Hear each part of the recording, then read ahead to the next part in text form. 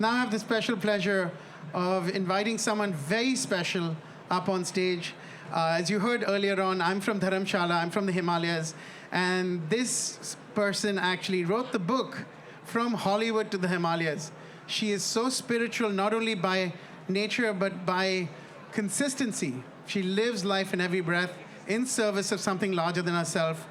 Her name is Sadhvi ji. Because of her, I had the gift of going home and being part of something called the Mahakumbh, which is, if you haven't been, you should go, find her afterwards. And even more importantly, she runs the most extraordinary ashram called Paramam-Niketan Ashram up in the north, where if you want to dip in the holiest water on earth, there's where you go. But what matters most is she is so in service of teaching us all how to be enlightened leaders. And I believe that is the most important thing here and now. Sadhvi ji, honored to have you here, my dear. Such a blessing and such a joy to be gathered here today on Earth Day in Times Square. And it's perfect because the time is now. The urgency, as Tenzin said so beautifully, it's not about being loud, it's about being consistent. And it's about being consistent starting right now. Hence, I loved the idea that we are gathering in Times Square, because there is no time other than right now. And this is the time for all of us to stand up, to show up, and to allow ourselves to be freed of the illusion of separation. All of the world's religious and spiritual traditions remind us in different languages, different ways, that we are one. We are not separate from the trees, from the rivers, from the blades of grass, from the drops of water, from our sisters and our brothers of every color, every race, every religion, every species. We are not separate. That illusion of separation is what causes suffering. Everything we are suffering from in our world today is because of the illusion of separation. When we feel separate, we're depressed, we're anxious. We turn toward drugs, alcohol, food, Facebook, whatever it is that we get addicted to. We suffer, and we bring that suffering unto others. If I am separate from you, different color, different race, different religion, different sexual orientation, different political party, different species, well, then I can harm you because we are separate. But spirituality reminds us there is no other. It is all self. In our Vedic tradition, there's a beautiful, beautiful teaching that says, Isha vasyamidam sarvam, yat kincha jagatyam jagat, tena tyaktena bhunjita, ma gradaha kasya swidhanam. And it means the entire universe is pervaded by the divine. There is nothing, no one, nowhere that is not the divine. Therefore, be very careful. Be very careful what you consider mine, because there is nothing that belongs to you. It is all the divine. We speak about natural resources as though the earth were somehow here as an object for us to use, to abuse, to discard. And by the way, the same vision, or lack thereof, that tells us natural resources also teaches us human resources, as though we are simply resources. Make more money, do this, do that. We are not resources. The earth is not a resource. We are inseparable from the divine. We are inseparable from the Creator, from the creation.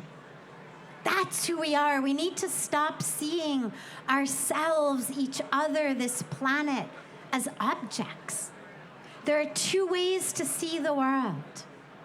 People ask all the time, well, what actually is spirituality? Like, what does it mean? What do I have to do? What's the bare minimum? It's very simple. There's two ways of looking at the world. A materialistic viewpoint that says I'm an object, a size, a shape, a volume, an area, a height, a weight, a color, a history. You're a separate object, a separate height, weight, color, history, volume, area. And there's all this empty space between us. Spirituality says there is no place I end and you begin. There is no empty space between us. We are not objects. We are spirit. We are source. We are soul. We are divinity. And that same spirit that flows through me flows through you, flows through every tree, flows through every blade of grass, flows through every drop of water. We speak today about a global food shortage, global land shortage, global water shortage. But ultimately what we are facing is a global consciousness shortage. And our global consciousness shortage is what is leading to the food shortage, the water shortage, the land shortage. So today, on Mother Earth Day, the prayer and the pledge is very simple. Whatever background we come from, can we live more consciously? Can we choose more consciously? Because one of the other things that our spiritual traditions, all of them remind us, is of our agency and our power to make a difference. What we eat, what we wear, what we use, the simple choice to go vegetarian frees up so much of our planet's water, so much of our planet's food, so much of our planet's resources. The United Nations to Oxford University, so many major institutions have told us over and over again that animal agriculture, the meat industry, is the single greatest contributor to global warming, single greatest contributor to greenhouse gases. If we can eat more consciously, we free up so much water. You know, the amount of water that goes into the production of one meal of hamburgers is the amount of water that you use in bathing for 6 months. 6 months. It means if we sit down to a meal of hamburgers, are we prepared to not bathe for 6 months to offset the water usage? Chicken is about a third. So you sit down to a meal of chicken. Are we prepared to not bathe for 2 months to offset the water usage? This is not. It's not about guilt. It's about power. And it's about the power to choose every meal, every menu, a choice for sustainability, a choice for our planet. And what we wear. 92 million tons of clothing. 92 million tons of clothing. Here we are in the middle of New York with shop till you drop as kind of the motto. But 92 million tons of clothing end up in landfills every year. The fashion industry contributes 20% to the global water pollution. Now, I'm not saying don't buy, but shop compassionately. Fashion and compassion, let them go together. Buy sustainable, fair trade, organic, rather than fast fashion. Buy that which is fashionable and compassionate. And these days, there's so much opportunity. And lastly, so much to share, but time is short.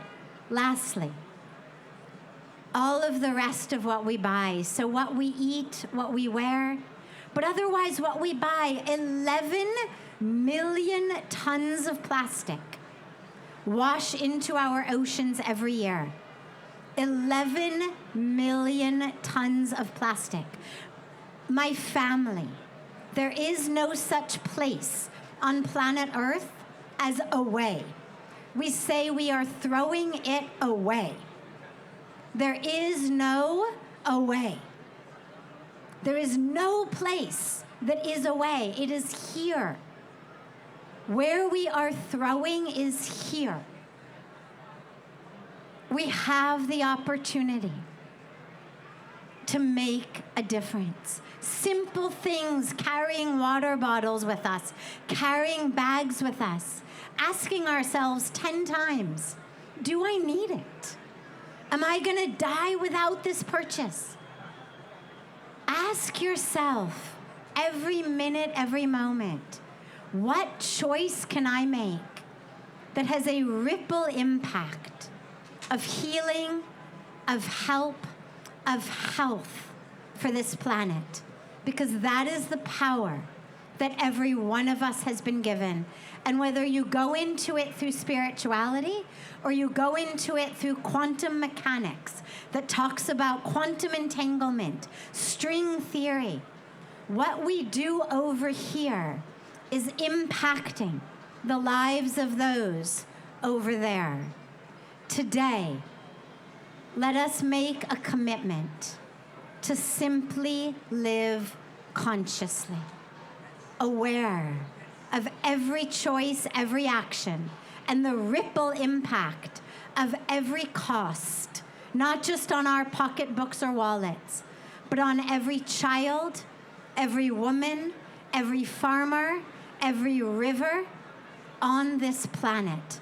Because what we buy in these stores is produced in factories that are spewing their waste into our air, into our soil, into our groundwater. Let us reclaim the future of our sacred, sacred planet. I want to just conclude with a sacred mantra from our Vedas, a prayer for all beings. And it says, Om Sarve Bhavantu Sukhina, Sarve Santu Niramaya, Sarve Bhadrani Pashyantu, Ma Kaschid Dukkha Bhag Bhaved. May all beings, all life forms be healthy.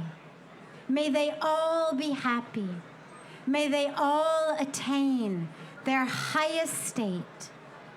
May no being, no life form suffer. Om Shanti, Shanti, Shanti. Om Peace, Peace, Peace. Thank you.